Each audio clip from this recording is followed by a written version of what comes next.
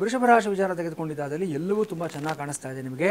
11ನೇ ಮನೆಯಲ್ಲಿರತಕ್ಕಂಥ ಶನೈಶ್ಚರ, 10ನೇ ಮನೆಯಲ್ಲಿರತಕ್ಕಂಥ ರಾಹು, 3 ಮತ್ತು 4ನೇ ಮನೆಯಲ್ಲಿ ಸಂಚಾರ ಮಾಡ್ತಾ ಇರ್ತಾರೆ, 2 ಮತ್ತು 3ನೇ ಮನೆಯಲ್ಲಿ ಸಂಚಾರ ಮಾಡ್ತಾ ಇರ್ತಕ್ಕಂಥ ಗುರು ಮತ್ತು 4ನೇ ಮನೆಯಲ್ಲಿರತಕ್ಕಂಥ ಕೇತು. ಒಟ್ಟಾರೆಯಾಗಿ ತೆಗೆದುಕೊಂಡಾಗ ಎಲ್ಲವೂ ಚೆನ್ನಾಗಿ ಕಾಣಿಸ್ತಾ ಇದೆ ನಿಮಗೆ. ಯಾಕಂದರೆ ಲಾಭಸ್ಥಾನದಲ್ಲಿ ಶನೈಶ್ಚರ ಬಂದಿರೋದ್ರಿಂದ ಉದ್ಯೋಗದಲ್ಲಿ ಸಾಕಷ್ಟು ಪ್ರಗತಿ ಆಗುತ್ತೆ.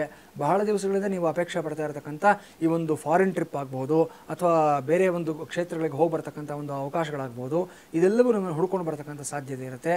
ವಿಶೇಷವಾಗಿ ಕಲಾವಿದರಿಗೆ, ರಾಜಕಾರಣಿಗಳಿಗೆ ಮತ್ತು ಸೆಲೆಬ್ರಿಟಿಗಳು ಯಾರ್ಯಾರು ಇರ್ತಾರೆ ಇವರೆಲ್ಲರಿಗೂ ಅಷ್ಟೇ ಈ ವರ್ಷ ಶನೈಶ್ಚರ ತುಂಬ ಒಳ್ಳೆಯದನ್ನು ಮಾಡ್ತಾನೆ, ನಿಮಗೆ ತುಂಬ ಅನುಕೂಲಗಳಾಗುತ್ತೆ.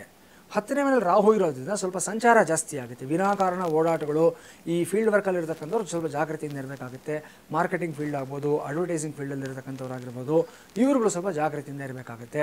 ಅದೇ ಥರ ಒಂದಷ್ಟು ಇಂಡಿಪೆಂಡೆಂಟ್ ಬಿಸ್ನೆಸ್ ಮಾಡ್ತಾ ಇರತಕ್ಕಂಥ ವ್ಯಕ್ತಿಗಳು ಅಷ್ಟೇ ಸ್ವಲ್ಪ ಹಣಕಾಸಿನ ವ್ಯವಹಾರಗಳಲ್ಲಿ ಸ್ವಲ್ಪ ಜಾಗ್ರತೆ ಇಲ್ಲದೆ ನಷ್ಟಗಳನ್ನು ಮಾಡ್ಕೊಳ್ತಕ್ಕಂಥ ಸಾಧ್ಯತೆ ಇರುತ್ತೆ.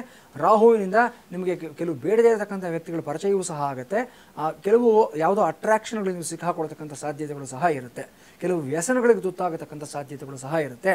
ಹಿಂದೆ ಯಾವತ್ತೋ ನೀವು ಬಿಟ್ಟಿರತಕ್ಕಂಥ ಕೆಲವು ಚಟಗಳು, ವ್ಯಸನಗಳು ಇದಕ್ಕೆ ಮತ್ತೆ ದಾಸರಾಗತಕ್ಕಂಥ ಸಾಧ್ಯತೆ ಇರುತ್ತೆ.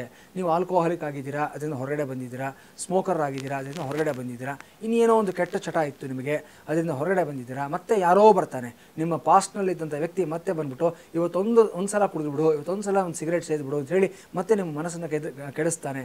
ಜಾಗೃತಿಯಾಗಿರಬೇಕಾಗುತ್ತೆ ಈ ವಿಚಾರದಲ್ಲಿ. ಇದೆಲ್ಲ ಎಲ್ಲಿಂದ ಬರುತ್ತೆ ಅಂತಂದರೆ 10ನೇ ಮೇಲೆ ಇರತಕ್ಕಂಥ ರಾಹುವಿನ ಪ್ರಭಾವ ಆಗಿರುತ್ತೆ. ಈ ರೀತಿಯ ಟೆಸ್ಟ್ಗಳನ್ನು ಕೊಡ್ತಾ ಇರ್ತಾನೆ ರಾಹು. ನಮಗೆ ಜಾಗೃತಿಯಾಗಿರಬೇಕು. ಅಪರಾಜಿತ ಸ್ತೋತ್ರವನ್ನು ಹೇಳ್ಕೊಳ್ಳಿ, ದುರ್ಗಾದೇವಿಯ ಸ್ಮರಣೆಯನ್ನು ಮಾಡ್ಕೊಳ್ಳಿ. ಈ ರೀತಿಯಾದಂಥ ಒಂದು ಪ್ರಲೋಭನೆಗಳಿಂದ ಹೊರಗಡೆ ಬರ್ತೀರಾ, ಶುಭವಾಗುತ್ತೆ. 2ನೇ ಮನೆ 3ನೇ ಮನೆ ಇರತಕ್ಕಂಥ ಗುರು ನಿಮಗೆ ಎಕ್ಸಲೆಂಟ್ ರಿಸಲ್ಟ್ಸ್ನ ಕೊಡ್ತಾನೆ. ಈ ವರ್ಷದಲ್ಲಿ ಏನೇನು ಅಂದ್ಕೊಂಡಿರ್ತಾರೆ ಎಲ್ಲವೂ ಸಿದ್ಧಿಯಾಗುತ್ತೆ ನಿಮಗೆ. ನಿಮ್ಮ ಮಾತಿಗೆ ವಿಶೇಷವಾದ ಬಲ ಬರುತ್ತೆ. ನಿಮ್ಮ ಸರ್ಕಲ್ನಲ್ಲಿ ನಿಮಗೆ ಗೌರವ ಅನ್ನೋದು ಜಾಸ್ತಿ ಆಗ್ತಾ ಹೋಗುತ್ತೆ. ಕುಟುಂಬದಲ್ಲಿ ಜವಾಬ್ದಾರಿ ಅನ್ನೋದು ಜಾಸ್ತಿ ಆಗ್ತಾ ಹೋಗುತ್ತೆ. ನಿಮ್ಮ ಫ್ಯಾಮಿಲಿ ಲೈಫಲ್ಲಾಗ್ಬೋದು, ಪ್ರೊಫೆಷನಲ್ ಲೈಫಲ್ಲಾಗ್ಬೋದು, ಪ್ರತಿಯೊಬ್ಬರು ನಿಮ್ಮನ್ನು ಎದುರು ನೋಡ್ತಾ ಇರ್ತಾರೆ. ನಿಮ್ಮ ಅಡ್ವೈಸ್ಗೋಸ್ಕರ, ನಿಮ್ಮ ಗೈಡೆನ್ಸ್ಗೋಸ್ಕರ ನಿಮ್ಮನ್ನೊಂದು ಮೆಂಟರ್ ಥರ, ನಿಮ್ಮೊಂದು ಗೈಡ್ ಥರ ನೋಡ್ತಾ ಇರ್ತಾರೆ. ನೀವು ಹೇಳೋ ಮಾತುಗಳು ಬೇರೆಯವರ ಜೀವನದಲ್ಲಿ ಒಂದು ಪಾಸಿಟಿವ್ ಬದಲಾವಣೆ ತರತಕ್ಕಂಥ ಸಾಧ್ಯತೆಗಳಿರುತ್ತೆ. ಇದೆಲ್ಲವೂ ಗುರು ನಿಮಗೆ ಕೊಡ್ತಕ್ಕಂಥ ಒಂದು ಅನುಕೂಲಗಳಾಗಿರುತ್ತೆ. 4ನೇ ಮೇಲಿರ್ತಕ್ಕಂಥ ಕೇತು ಮಾತ್ರ ಹಲವಾರು ಚಿಂತೆಗಳಿಗೆ ನಿಮ್ಮನ್ನು ದುಡ್ತಾ ಇರ್ತಾನೆ. ಯಾವತ್ತೋ ನಡೆದು ಹೋಗಿರ್ತಕ್ಕಂಥ ಸಂಘಟನೆಗಳನ್ನು ನೆನೆಸ್ಕೊಂಡು ನಾನು ಆ ಸಮಯದಲ್ಲಿ ಆ ಕೆಲಸ ಮಾಡಬೇಕಾಗಿತ್ತು, ಈ ಸಮಯದಲ್ಲಿ ಅವಕಾಶ ಬಿಟ್ಬಿಟ್ಟೆ, ನಾನು ಅದು ಬಿಡಬಾರ್ದಾಗಿತ್ತು ಅಂತ.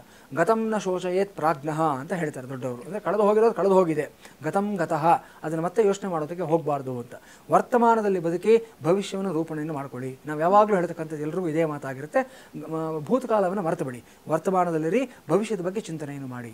ಸೊ ವೃಷಭ ರಾಶಿಗಳು ಈ ಒಂದು ವಿಚಾರದ ಬಗ್ಗೆ ಗಮನ ಇಟ್ಕೊಳ್ಳಿ, ಶುಭವಾಗುತ್ತೆ ನಿಮಗೆ.